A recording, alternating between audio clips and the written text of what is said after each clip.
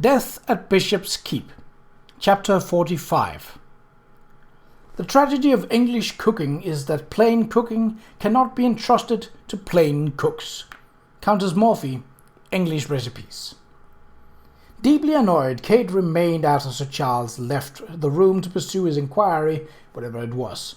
But it was not fair to burden the poor vicar with her irritation. The vicar had come to share her grief over the death of someone they both cared for, and she owed him nothing less than her full attention. She rose. "The servants are engaged with the constable, so I cannot offer you tea." She went to the cabinet where Aunt Sabrina kept several bottles of liquor. "Would a glass of brandy do instead?" "It would indeed," the vicar replied. His smile was a feeble one, and he took the glass she offered him with a shaking hand. His shaggy mane of white hair was disarranged, and his colour was crooked. "The constable, you say?" "Yes." She sat down across from him. "Would you care to hear the details of the morning?" "If it would not be too painful." It was painful indeed, but she had the sense that the old man would find no calm in himself until he learned what had happened from someone who shared Aunt Sabrina's last moments. When she finished, he leaned back and closed his eyes. He was silent for a long time, and when he spoke, it was with such a soft voice that she didn't quite hear him. "Such a rich life." "I beg your pardon?" He opened his eyes, pale, blue, and watery. "Your aunt, she was a remarkable woman who insisted on living her life as she thought best, regardless of others' opinions." He shook his head. "I envied her," he said softly. "She was free of the constraints that bind so many of us to our accustomed ways, and yet she was generous to those that had fewer gifts. Sabrina was a woman of many charities." Kate said nothing. Perhaps it seemed to the vicar that her aunt had been unconstrained. But however self-governing Aunt Sabrina's earlier life may have been, in the past few years Aunt Jaggers had tyrannized her. "You said that the constable is here," the vicar remarked.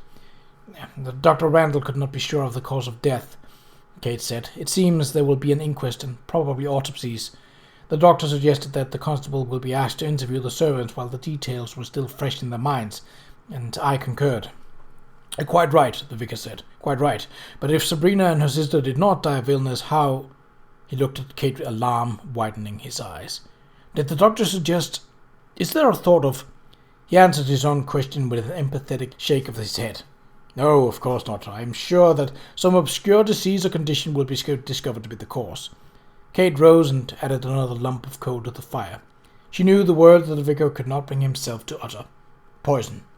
The same word had occurred to her when Sir Charles had responded so abruptly to a mention of mushroom pudding. If the pudding had been at fault, the poisonings must have been accidental, arising from ignorance in gathering the mushrooms or carelessness in cooking them. Even though all who handled mushrooms were carefully schooled in the dangers, the newspapers frequently reported such accidents. But Beryl Bardwell had read too many sensational stories and concocted too many murderous plots to accept that as the easy answer, especially given the state of the high tension at Bishop's Keep. If Aunt Sabrina alone had died, Kate might have suspected Aunt Jaggers to have been responsible. Her treatment of poor Nettie and little Harriet were only two examples of the woman's sudden burst of ungovernable passion. There was that business with Jenny as well. Aunt Jaggers hated her sister, and it was very likely that she would inherit the estate.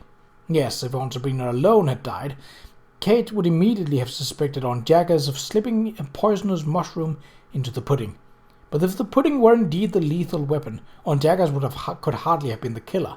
She had eaten two portions of it, hers and Kate's, with greedy relish. Kate picked up the poker and stirred the fire.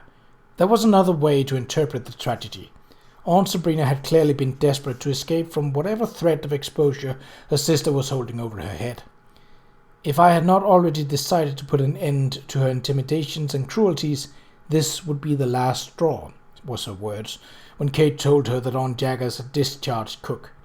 Kate had flinched then at the pent-up fury in her aunt's words. What if that fury had inspired Aunt Sabrina at last to take matters into her own hands? What if her desperation to escape from her sister had driven her to kill? But Aunt Sabrina had also eaten the pudding. If she had decided to kill Aunt Jaggers, she also intended to kill herself as well, which was not, Kate thought with a deep sadness, beyond the realms of possibility. She remembered Aunt Sabrina's instructions to turn over to the vicar the letters and cipher manuscript almost as if she expected to be incapacitated. Unthinkable it seemed. Aunt Sabrina might have felt that murder and suicide were the only ways to find release from her tormentor and forever to conceal the secret that Aunt Jaggers had threatened to reveal. The vicar looked at her. "You are thinking that the constable will soon tell us what he has learned," Kate replied evasively, going back to her chair. She could not share her speculations with the vicar. She had not a shred of proof on which to base them, and they would only trouble his Christian spirit. "No doubt." The vicar made a tent of his fingers against his thin lips. "Did your aunt speak to you about her concern for the German letters?"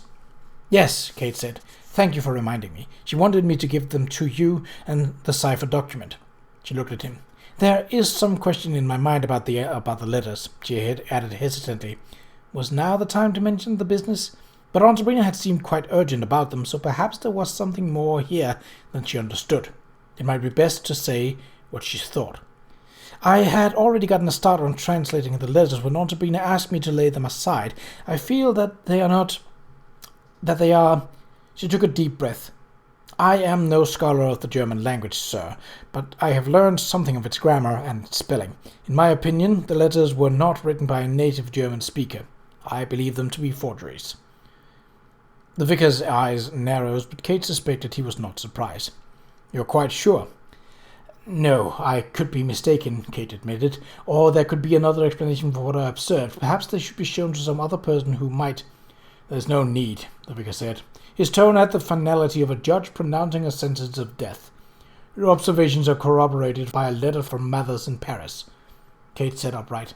"What did it say?"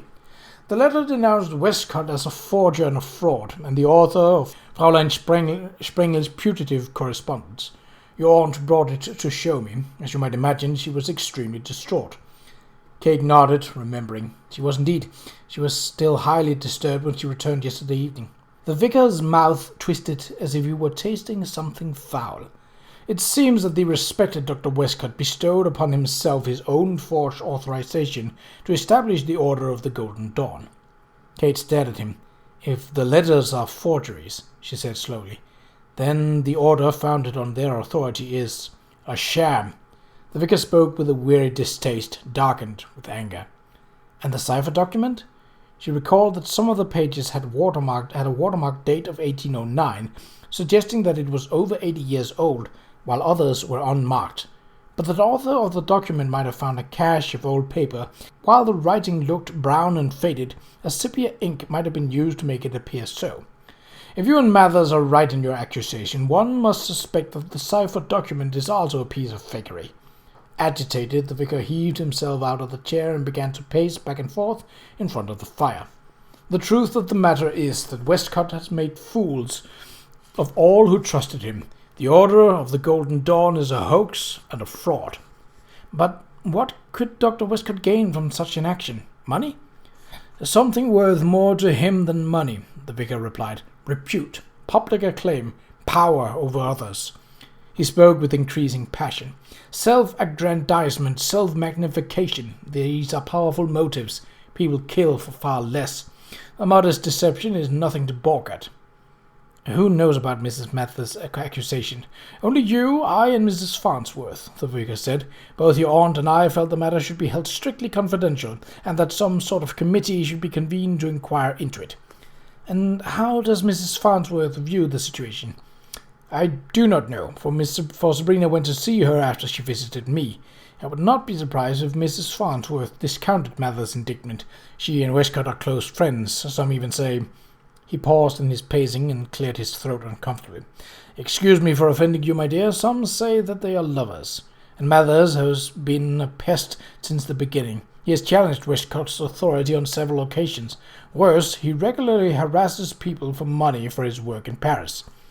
Kate recalled the conversation she had overheard at Mrs. Farnsworth. Mathers had been that miscreant Mathers who had made unprincipled charges. At the time she had understood nothing of the exchange, except that the doctor was furious at Mathers and Mrs. Farnsworth was anxious to smooth things over. Now, however, the situation was much clearer. "Do you believe that Mrs. Farnsworth might want to conceal Mathers' accusation?" she asked. The vicar resumed his pacing. "I would expect her to. She has a great deal at stake in the success of the order. She has suffered financial reverses to the point where she only has the house in Keenan Street and one servant. Members of the temple in Colchester can contribute heavily to her support and are also assisting in her efforts to re-establish her acting career. If the organization is discredited, the members will be disappointed and angry, some even furious. Their support for her will certainly dissolve. Kate could easily understand. If members of the order believed that Mrs. Farnsworth and Dr. Westcott were lovers, they might even believe she had been a partner to the fraud. That would be the end of the temple, and the soirees that attracted such well-known people as Oscar Wilde, Willie Yeats, and Conan Doyle. No wonder she rejected Mather's accusation. The vicar paused once more in his pacing. Your discovery of the inconsistencies in the letters is crucial. That proof will no doubt persuade her that it is the best to expose the fraud now, whatever the personal consequences, for it is bound to come out eventually. I shall have to speak to her in a day or two. He turned to Kate. But there are matters of more immediate consequence that must be tended to, Miss Arley, Catherine, if I may. Kate nodded gravely. I suppose you're speaking of the funeral arrangement. The vicar's expression was infinitely sad. Yes, of course. But in the meantime, the estate must be managed, decisions must be made. Since you are your aunt's heir, Kate gasped. You did not know? Wordlessly, Kate shook her head. Yesterday she altered her will, removing her former major beneficiary. Her sister? Yes, Sabrina had come to look upon you almost as a daughter, Catherine. She wanted you to have a bishop keep, and sufficient means to support it and yourself, even if you should choose to marry. Kate bowed her head as the enormity of the realization washed over her, overwhelming her in a torrent of feeling, amazement, incredulity, gratitude. The magnitude of her changed circumstances was utterly beyond belief. Then she remembered something and raised her head. In her last conscious moments, my aunt spoke of a child. She called her Jocelyn. Dr. Randall insisted that she was delirious. You have known Aunt Sabrina for a long time. Do you know anything of a child? The vicar stood before her, hands clasped behind his back. His eyes were distressed, but his mouth was gentle. Catherine, I cannot discuss this matter with you at the present time. I very much regret that I cannot be more forthcoming. I understand, Kate said, although she did not. If Aunt Sabrina had a daughter, why had she left the Artley estate to a niece? Who was Jocelyn Artley?